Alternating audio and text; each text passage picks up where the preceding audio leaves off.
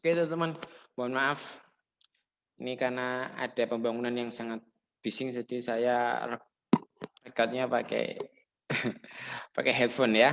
Semoga aja teman-teman bisa mendengar dengan lebih jelas. Oke, pada kesempatan kali ini selamat datang di kelas saya kembali di K3, kelas K3 teman-teman. Oke, pada kali ini saya akan menyampaikan materi kita yang part 2 tentang SMK 3, Sistem Manajemen Keselamatan dan Kesehatan Kerja. Oke, yang part 1 tolong teman-teman bisa lebih memahami lagi, tolong dibaca-baca lagi materinya ya teman-teman. Jadi memang pada SMK 3 ini kita akan belajar tentang berbagai macam kebijakan, mulai dari Undang-Undang Dasar 1945 sebagai dasar hukum dari SMK 3 hingga ke PP nomor 50 tahun 2012 yaitu tentang SMK 3. Oke. Teman-teman mohon maaf karena e-learning-nya error terus, maka kita perkuliahannya adalah seperti ini. Nanti saya akan upload di Zoom lagi, teman-teman bisa belajar lewat di YouTube. Oh sorry, saya record by Zoom. Nanti saya upload di YouTube, nanti teman bisa belajar by YouTube ya, karena e-learning-nya sungguh sangat error. Sampai sekarang tidak tahu itu servernya error jelek sekali teman-teman. Oke. Nanti presensinya lewat Agung lagi ya, Agung ya. Minta tolong nanti di list teman-temannya ya. Oke, kali ini saya akan melanjutkan kembali, yaitu adalah penetapan kebijakan K3 teman-teman. Pada SMK 3 ini bab 2 pasal 7 PP nomor 50 tahun 2012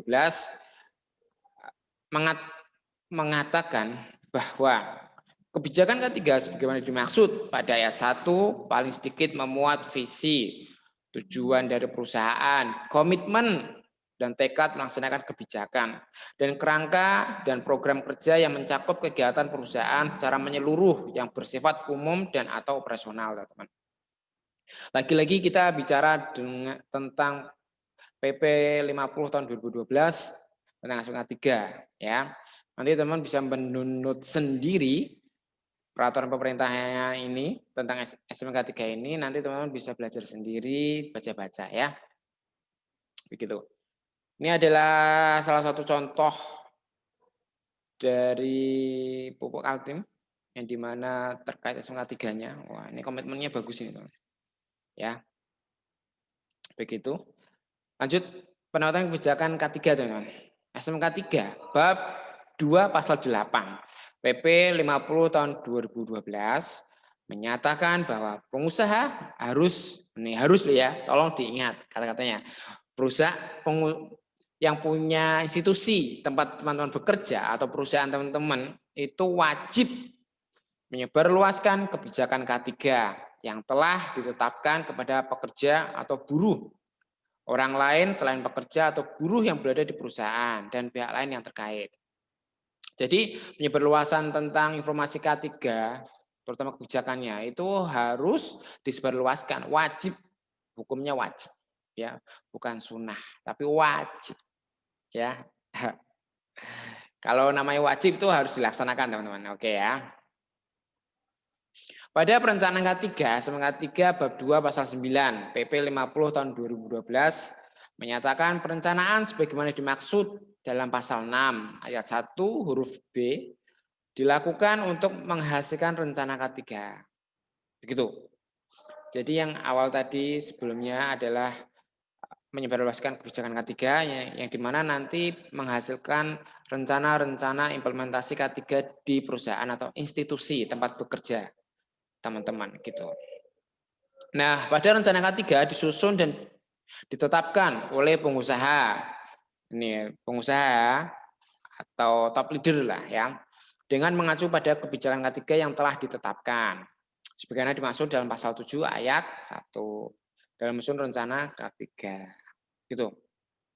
Jadi ini pasal tadi dari 789 itu semuanya ditekankan kepada pengusaha, pemilik usaha. Kalau teman-teman itu punya perusahaan, punya UMKM, gitu ya, UMKM-nya menjadi besar, punya karyawan 100 dan mempunyai potensi bahaya yang tinggi, maka teman-teman harus mengimplementasikan namanya SMK 3 dan membuat kebijakan K3. Agar kenapa? Agar pekerjanya itu terlindungi dari KAK dan PAK dan selalu sehat. Karena kenapa? Dengan implementasi SMK 3, pekerja itu bisa produktif, bisa aman, efisien, gitu. Dan tentu bisa menghasilkan profit yang banyak untuk perusahaan. Ini, itu ya. Nah, untuk perencanaan K3 teman-teman ya, bab 2 pasal 9 PP 50 tahun 2012 itu mengatakan dalam penyusunan rencana K3 sebagaimana dimaksud pada ayat 2, pengusaha harus mempertimbangkan hasil penelaahan awal.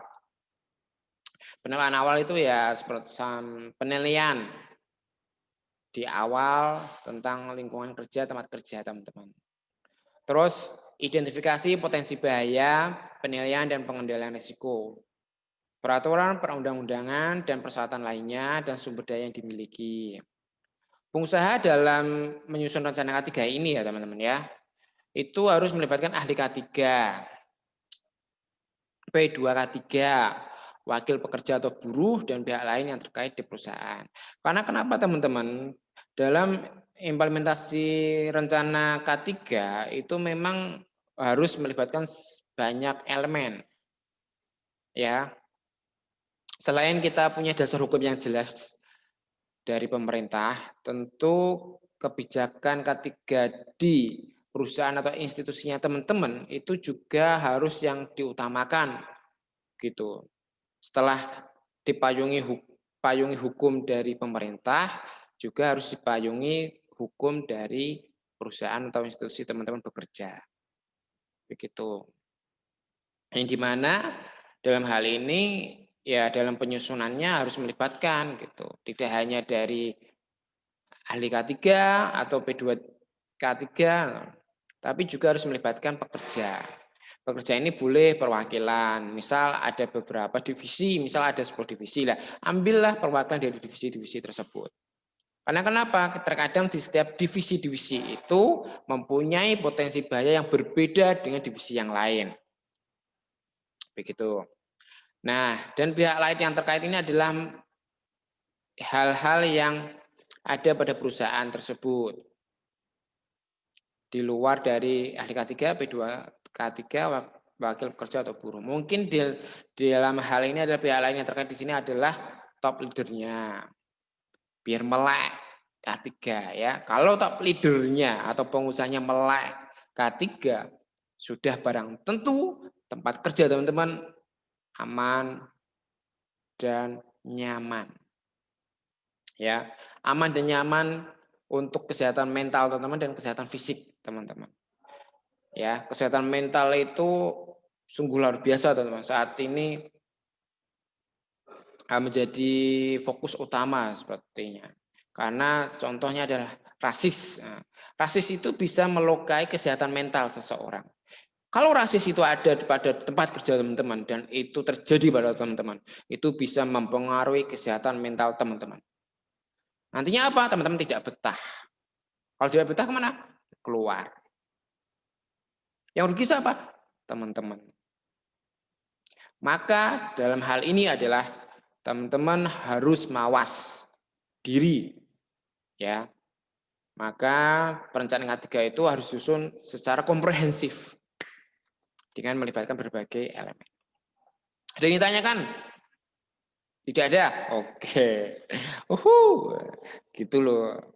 Kalau ada, bisa tinggalkan kolom komentarnya ya. Pertanyaannya atau langsung di grup. Lanjut. Perencanaan K3, lanjutan ya tadi ya, adalah rencana K3 yang paling sedikit memuat satu tujuan dan sasaran, skala prioritas, upaya pengendalian bahaya, jangka waktu pelaksanaan, indikator pencapaian, dan sistem pertanggungjawaban. Tolong diingat di awal kemarin, saya bilang bahwa dalam perencanaan K3 itu harus terstruktur. Ya, bisa dicapai dalam waktu tertentu. ya, dan juga mempertimbangkan dari prioritas-prioritas yang menjadi titik poin dari perusahaan tersebut, ya. Jadi teman-teman harus menyusun kerangka indikator pencapaiannya biar implementasi K3 ini bisa dicapai nih dalam waktu 1 tahun, misal dalam waktu 6 bulan bisa dicapai. Gitu. Tolong diingat teman-teman bahwa K3 itu yang paling sulit adalah perubahan perilaku dari pekerja menjadi yang lebih baik, yang lebih aware kepada K3. Gitu. Kita tidak bisa memungkiri bahwa semakin banyak otak para pekerja, pasti pikirannya beda-beda, teman-teman. Kita sudah ngasih pendidikan, sosialisasi tentang K3, pasti masih ada yang tidak aware tentang K3. Itu pasti ada dan itu lumrah sekali. Karena setiap otak manusia itu isinya beda-beda penafsirannya. Maka teman-teman itu dalam pembuatan perencanaan K3 itu harus terstruktur, indikatornya mudah dicapai dalam waktu tenggat tertentu. Terus teman-teman punya prosedural untuk pertanggungjawabannya. Kalau ada ini, kalau ada masalah ini seperti itu ya. Gitu. Lanjut. Pelaksanaan rencana K3 teman-teman. Dalam hal ini teman-teman ya, pasal 10, tadi pasal 9, ini pasal 10 ya, masih bab 2 teman-teman. Pelaksanaan perencanaan K3 dilakukan oleh pengusaha, tolong lagi-lagi ini pengusaha teman-teman. Berdasarkan rencana K3, sebagaimana dimaksud dalam pasal 6, ayat 1, huruf C, dan pasal 9. Pengusaha dalam melaksanakan rencana K3, teman-teman ya, didukung oleh sumber daya manusia di bidang K3, prasarana dan sarana. Sumber daya manusia sebagaimana dimaksud pada ayat 2 harus memiliki kompetensi kerja yang dibutuhkan dengan sertifikat. Kewenangan di bidang K3 yang dibutuhkan dengan surat izin kerja, operasi, dan atau surat penunjukan dari instansi yang berwenang. Prasarana dan sarana sebagaimana dimaksud pada ayat 2 paling sedikit terdiri dari organisasi atau unit yang bertanggung jawab pada K3.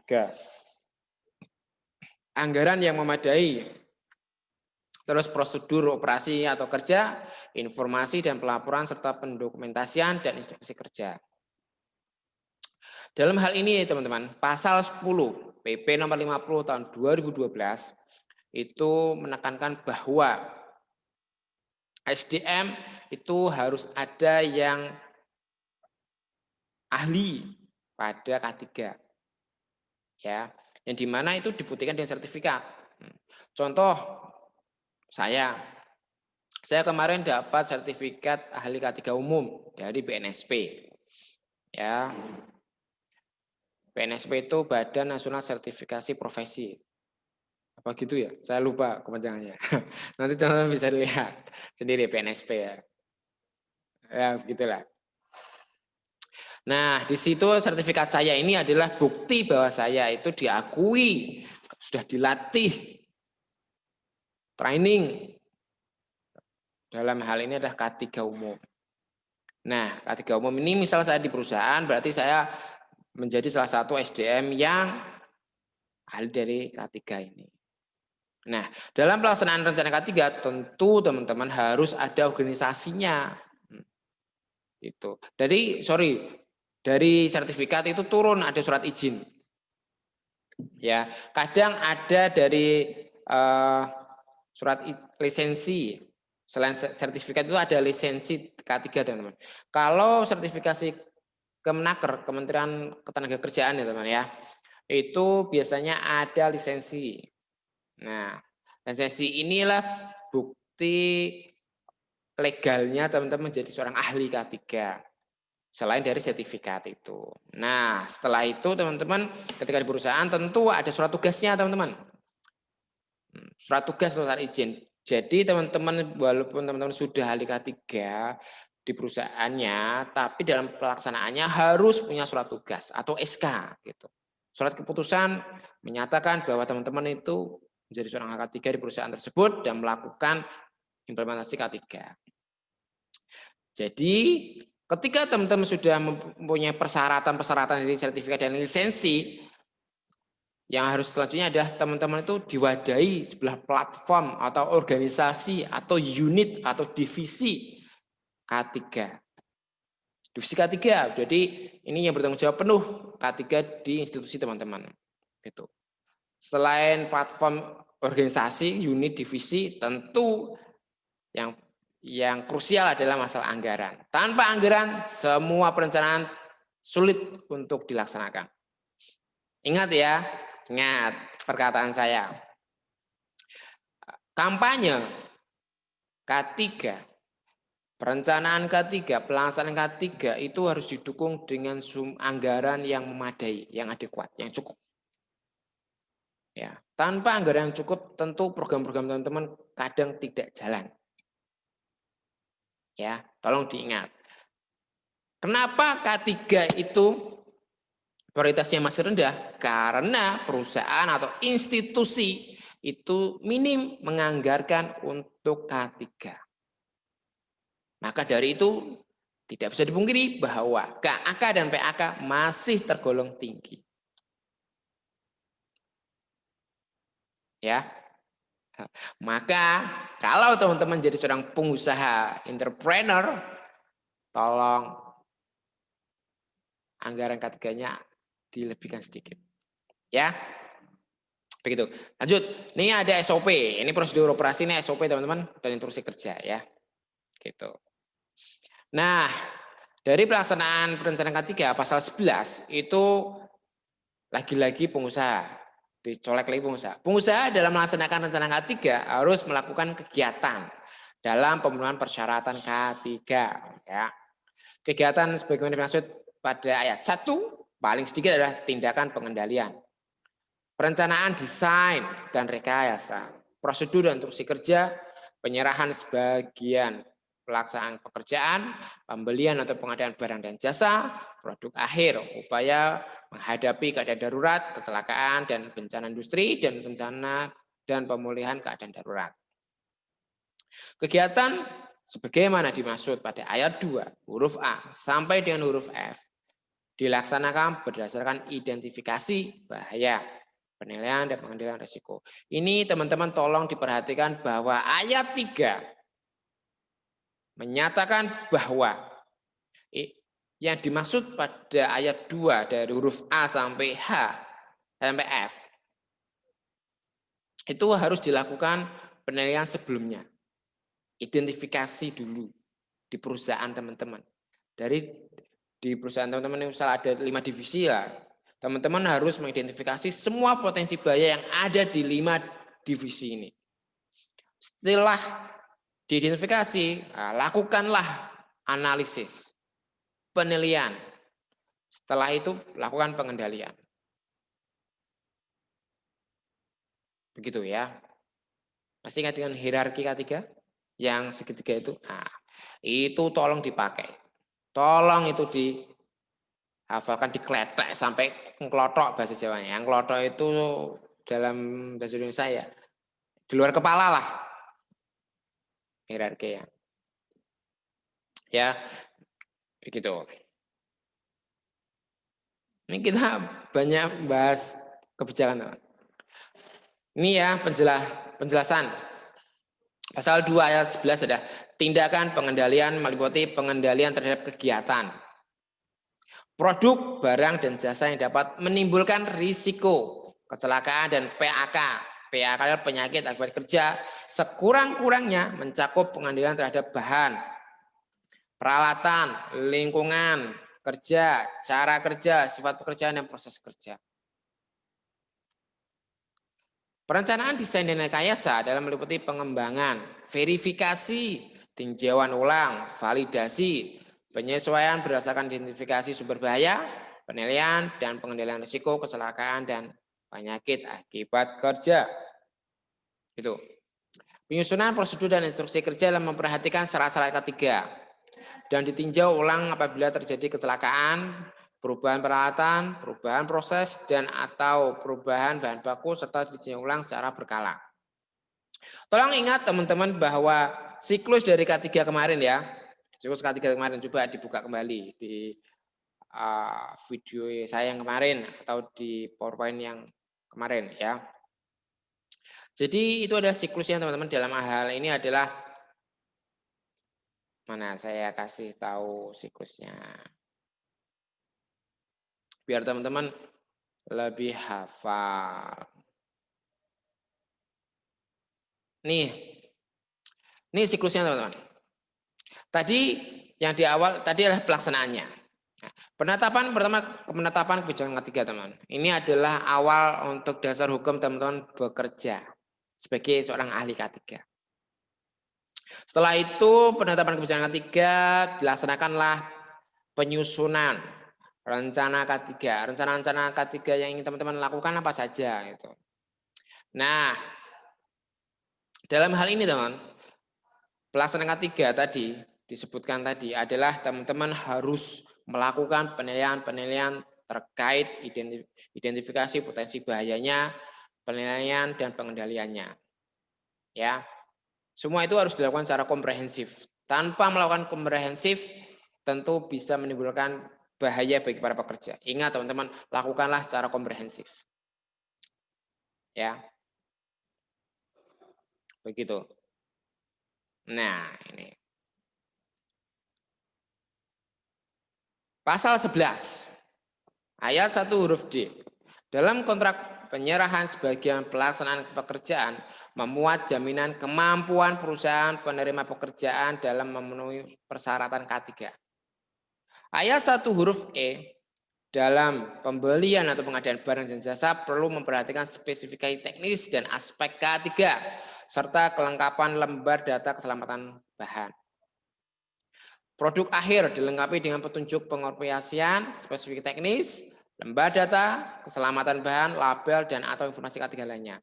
Tolong teman-teman, kalau teman-teman itu bekerja sebagai ahli K3 di suatu rumah sakit dan rumah sakit itu mempunyai lab medis yang bahan-bahannya itu kimianya sungguh banyak. Tolong ini harus dilengkapi kelengkapan lembar data keselamatan bahan. MSDS, Material Safety Data Sheet, ya gitu. Nanti kita belajar MSDS tentang bahan kimia, ya, begitu. Lanjut pelaksanaan rencana K3 teman-teman. Kegiatan sebagaimana dimaksud pada ayat 2 huruf G dan huruf H dilaksanakan berdasarkan potensi bahaya, investigasi dan analisa kecelakaan. Jadi kalau dilihat dari sini teman-teman ya, jadi ini sesuatu hal yang sekiranya sudah terjadi suatu KAK atau PAK walaupun itu kecil. Karena di sini ada berdasarkan potensi bahaya, investigasi dan analisa kecelakaan.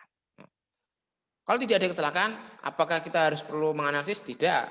Adanya kecelakaan itu perlu adanya analisis kecelakaan, investigasi dan menguak penyebab potensi bahayanya apa.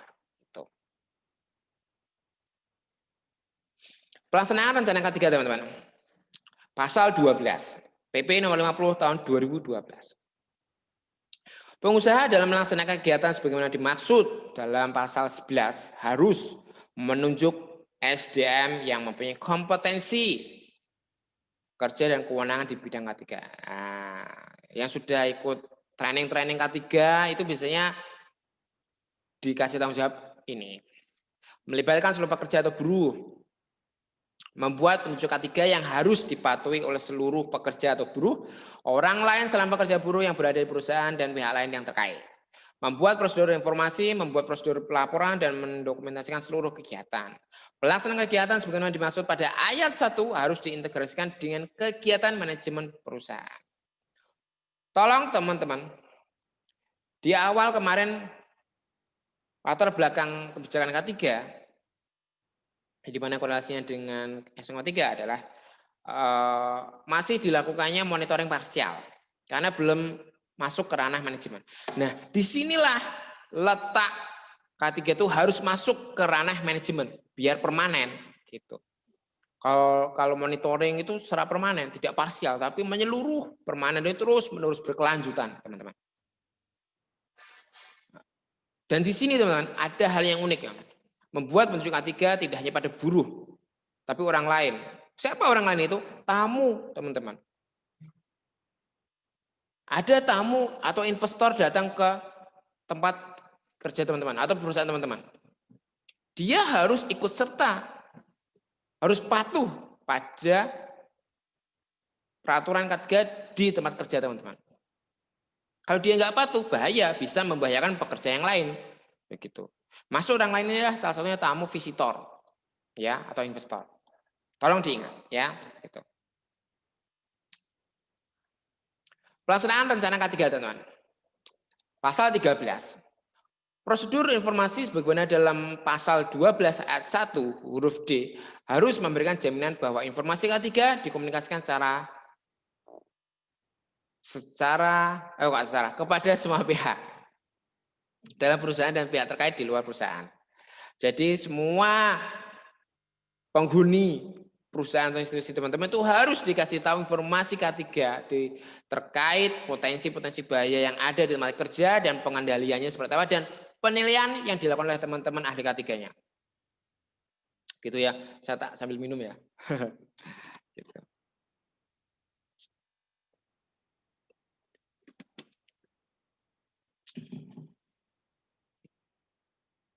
Prosedur pelaporan sebagaimana dimaksud dalam pasal 12 huruf E terdiri atas pelaporan. Terjadinya kecelakaan, KAK di tempat kerja, ketidaksesuaian terhadap peraturan, perundang-undangan dan atau standar, kinerja K3, identifikasi sumber bahaya, dan yang wajib berdasarkan ketentuan peraturan perundang-undangan. Yang itu aja teman-teman, yang dibrol ini adalah hal yang krusial, yang harus teman-teman pahami, gitu ya. Yang tidak dibrol ini informasi tambahan, gitu teman-teman. Bisa dipahami ya? Nah, jadi hal ini perlu teman-teman harus mawas dan teman-teman jika terjadi kecelakaan di tempat kerja, teman-teman harus melakukan analisis potensi bahaya apa yang telah menjadi penyebab terjadinya kecelakaan di tempat kerja teman-teman. Gitu.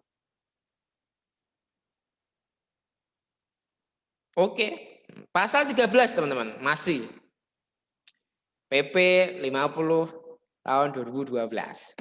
Pendokumentasian sebagaimana dalam pasal 12 ayat 1 huruf F paling sedikit dilakukan terhadap peraturan perundang-undangan, indikator kinerja, izin kerja, hasil identifikasi, penilaian dan pengendalian, kegiatan pelatihan, kegiatan inspeksi, kalibrasi dan pemeliharaan, catatan pemantauan data, hasil pengkajian kecelakaan, identifikasi produk, informasi mengenai pemasok dan kontraktor, dan audit dan peninjauan ulang. Tolong teman-teman dalam pendokumentasian ini tolong benar-benar diarsip secara detail. Ya, detail dalam arti ini informasinya sangat-sangat berguna dalam pelabelan dokumentasinya. Ya, jangan sampai dalam masalah penamaan label untuk laporan ini kacau. Juga harus ada SOP-nya dalam penamaan ini, ya. Misal indikator kinerja K3, izin kerja, sertifikasi itu harus mempunyai SOP-SOP dalam pendokumentasiannya bagaimana ya. Tolong diingat. Pemantauan dan evaluasi kinerja K3 teman-teman. Bab 2 pasal 14. Pengusaha itu wajib melakukan pemantauan dan evaluasi kinerja K3. Jadi biasanya kinerja K3 itu misal setahun sekali. Jadi dilakukan monitoring dan evaluasi. Ini bagaimana ini? Dari awal dulu. Kebijakan ketiga bagaimana? Apakah relevan dengan kondisi saat ini? Wah, misal ya, saya misal seorang pengusaha ya. Saya tanya kepada ahli K3, kebijakannya gimana? Perlu direvisi atau tidak? Relevan tidak dengan perundang-undangan yang sekarang? Peraturan pemerintah yang terbaru apa tentang K3? Nah, seperti itu. Yang harus kita patuhi peraturan perundang-undangan yang mana? Kadang setiap segi bisnis itu juga beda peraturan K3-nya ya. Misal AMDAL-nya, terus peraturan lingkungan seperti apa itu memang beda-beda. Nah, makanya seorang pengusaha itu harus melakukan monitoring dan evaluasi minimal setahun sekali lah. Melihat dari kebijakannya yang dia buat, kebijakan dia buat, terus penyusunan implementasi K3-nya, terus perencanaannya, terus pelaksanaannya, implementasinya, dan tentu monitoring dan evaluasinya biar berkelanjutan. Dan tentu di sini juga setelah pemantauan dan evaluasi kinerja K3 ada audit internal SMK 3 oleh SDM yang kompeten. Dalam hal perusahaan tidak memiliki sumber daya untuk melaksanakan pemantauan kinerja K3 dapat menggunakan jasa konsultan ya gitu. Pemantauan dan evaluasi kinerja K3 pasal 14. Hasil pemantauan dan evaluasi kinerja K3 sebenarnya dimaksud pada ayat 2 dilaporkan kepada pengusaha. Jadi semua laporan K3 yang teman-teman buat nanti itu harus dilaporkan kepada pengusaha. Itu kalau di perusahaan. Kalau bagaimana kalau di institusi rumah sakit ya direktur rumah sakit yang harus teman-teman kasih laporannya. Begitu. Hasil pemantauan dan evaluasi kinerja K3 sebenarnya dimaksud ayat 2 digunakan untuk tindakan perbaikan. Tentu yang namanya laporan-laporan itu harus ditindaklanjuti follow up biar terjadi perbaikan. Yang belum baik jadi baik, yang sudah baik semakin baik. Pelaksanaan pemantauan dan evaluasi kinerja K3 sebagai maksud ayat 2 dilakukan sesuai dengan ketentuan peraturan perundang-undangan yang berlaku. Itu. Ada yang ditanyakan? Tidak ada ya? Ya, oke lanjut. Dalam menjamin kesesuaian dan efektivitas penerapan SPK 3, pengusaha itu wajib melakukan peninjauan ulang ya gitu. Peninjauan sebagaimana dimaksud pada ayat 1 dilakukan terhadap kebijakan, perencanaan, pelaksanaan, pemantauan dan evaluasi. Tadi saya sudah menjelaskan di awal tadi ya. Hasil peninjauan sebagaimana dimaksud ayat 2 digunakan untuk melaksanakan perbaikan dan peningkatan kinerja. Tidak bisa dipungkiri bahwa semua yang namanya hasil dari evaluasi dan monitoring perlu adanya di follow up peningkatan kinerja dan perbaikan. Agar kenapa? Agar tempat kerja teman-teman menjadi lebih sehat, lebih aman, lebih nyaman, begitu. Dan tentunya lebih produktif. Perbaikan dan peningkatan kinerja sebagaimana dimaksud pada ayat 3 dapat dilaksanakan dalam hal terjadi perubahan peraturan perundang-undangan. Tuh, tadi saya sudah bilang. Misal saya jadi pengusaha, tanya kepada ahli K3-nya, ini ada perundang-undangan baru enggak yang harus kita patuhi gitu, yang harus kita ikuti gitu. Adanya tuntutan dari pihak yang terkait dan pasar. Misal, customer saya dari luar negeri, dia minta ISO, ya kita turuti ISO. ISO itu ya semacam sertifikasi teman-teman ya, gitu. Kita harus ikut. Gitu. Adanya perubahan produk dan kegiatan perusahaan, terjadi perubahan struktur organisasi perusahaan, adanya perkembangan ilmu, pengetahuan dan teknologi termasuk epidemiologi. Adanya hasil kajian kecelakaan di tempat kerja, adanya pelaporan dan atau adanya masukan dari pekerja atau buruh.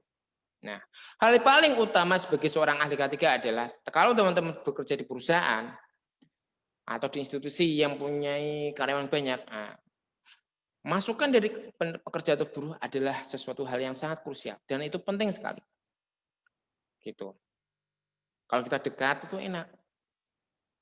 Oh ini kurang, gitu. Kita tahu banyak hal. Gitu. Kadang ahli K3 itu tidak begitu tahu spesifik detailnya potensi bahaya yang ada di tempat kerja para buruh ini. Ya, gitu. Bagi saya loh ya, gitu. Makanya pendekatan personal itu perlu dengan pekerja-pekerja itu. Di beda-beda divisi ya, itu perlu gitu. Biar kita tahu lebih aware. Oh ini ya, oh kurangnya ini, kurang ini. Bab 3 teman-teman, SMK 3 penilaian ya, pasal 16. Penilaian penerapan SMK 3 dilakukan oleh lembaga audit independen yang ditunjuk oleh menteri atas permohonan perusahaan. Jadi ini ada audit independen eksternal misalnya ya.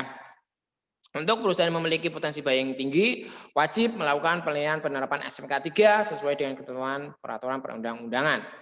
Tolong diingat, dasar hukum dari SMK 3 kemarin sudah dibahas. Nah, itu adalah dasar hukumnya gitu. Yang dimana SMK 3 ini diatur pada PP nomor 50 tahun 2012. Ini sangat perlu sekali untuk melakukan SMK 3, ya, audit SMK 3 karena punya potensi yang tinggi. Nah, bab 3 penilaian SMK 3, ya. Pasal 16, teman-teman. Pada penilaian sebagaimana dimaksud pada ayat 1 dilakukan melalui audit SMK 3. Pembangunan dan terjaminnya pelaksanaan komitmen. Wah, dilihat nih komitmen dari top leader sampai pekerja ini bagaimana ini? Oh, dari top leader sudah membuat kebijakan, sudah menganggarkan anggaran yang besar. Kok ini masih tinggi nih kecelakaan kerjanya? Oh, ternyata pekerjaannya belum bisa berubah, budayanya masih rendah dalam implementasi K3. Itu bisa dilihat. Pembuatan dan pendokumentasian rencana K3. Jadi semua kegiatan implementasi K3 itu harus didokumentasikan, ya, baik laporan maupun foto kegiatan atau apapun itu. Pengendalian, perencanaan dan peninjauan kontrak, pengendalian dokumen, pembelian dan pengendalian produk, keamanan bekerja berdasarkan SMK 3,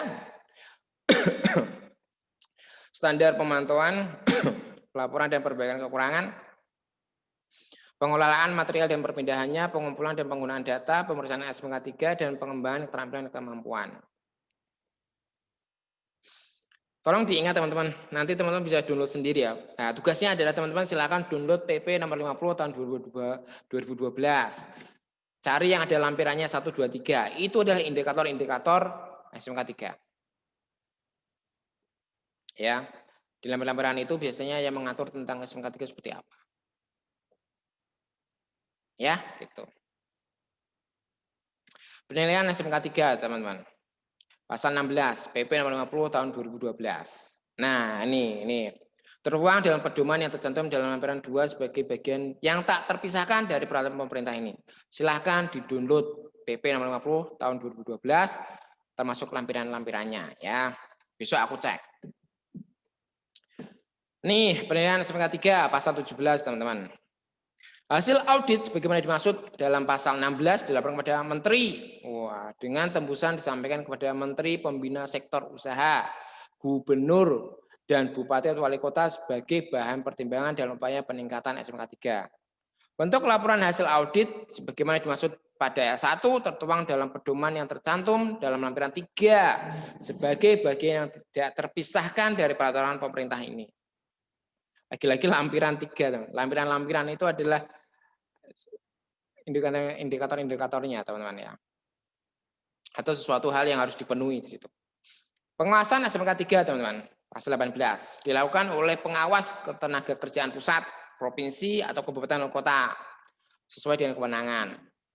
Pengawasan sebagaimana dimaksud adalah pembangunan dan jaminan pelaksanaan komitmen organisasi sumber daya manusia. Ini pengawasan, monitoring, teman-teman. Biasa, monitoring. Terus pelaksanaan perundang-undangan bidang K3, keamanan bekerja, pemeriksaan, pengujian, dan pengukuran penerapan SMK 3, pengendalian keadaan darurat dan bahaya industri. Ada darurat misal kebakaran terus apa gitu, kebocoran gas atau apa. Pelaporan dan perbaikan kekurangan dan tindak lanjut audit. Pengawasan pasal 19. Instansi pembina sektor usaha dapat melakukan pengawasan SMK 3 terhadap pelaksanaan penerapan SMK 3 yang dikembangkan sesuai dengan ketentuan peraturan perundang-undangan. Ya, ada yang ditanyakan dulu? Kalau ada, seperti biasa ya, boleh langsung di WhatsApp atau tinggalkan kolom pertanyaan di kolom komentar. Pelaksanaan pengawasan sebagaimana dimaksud pada ayat 1 dilakukan secara terkoordinasi ya, dengan pengawas ketenagakerjaan sesuai dengan ketentuan perundang-undangan. Pokoknya kalau kita bahas tentang SMK 3 itu pokoknya perundang-undangan, peraturan pemerintah begitu. Itu pasti ya. Jangan bosan-bosan. Hasil pengawasan sebagaimana dimaksud dalam pasal 18 dan pasal 19 digunakan sebagai dasar dalam melakukan pembinaan. Begitu, teman-teman. Pada pasal 21 pengawasan, itu pada saat peraturan pemerintah ini mulai berlaku, perusahaan yang telah menerapkan SMK 3 wajib menyesuaikan dengan ketentuan peraturan pemerintah ini paling lama 1 tahun. Jadi Jadi durasinya 1 tahun saja teman-teman ya. Dan ketentuan penutup pasal 22. Peraturan pemerintah ini mulai berlaku pada tanggal diundangkan agar setiap orang mengetahuinya. Memerintahkan pengundangan peraturan pemerintah ini dengan penempatannya dalam lembaga negara Republik Indonesia. Itu teman-teman. Tolong teman-teman bisa mempelajari tentang PP nomor 50 tahun 2012 itu terkait SMK 3. Tanpa teman-teman mengetahui PP 50 tahun 2012, teman-teman akan buta terkait SMK 3 ya. Tolong melek K3, terutama SMK 3 dengan undang-undang PP nomor 50 tahun 2012 ya. Oke, terima kasih itu dari saya teman-teman. Sampai jumpa di hari selanjutnya di kelas saya K3. Nanti saya akan share lagi materi saya lewat grup WA kan e-learningnya sungguh sangat kacau trouble-nya. Saya juga tidak tahu kenapa e-learningnya sungguh sangat kacau. Oke, itu dari saya. Terima kasih teman-teman. Stay safe, stay healthy, tetap patuh pada protokol kesehatan. Sampai jumpa di lain kesempatan.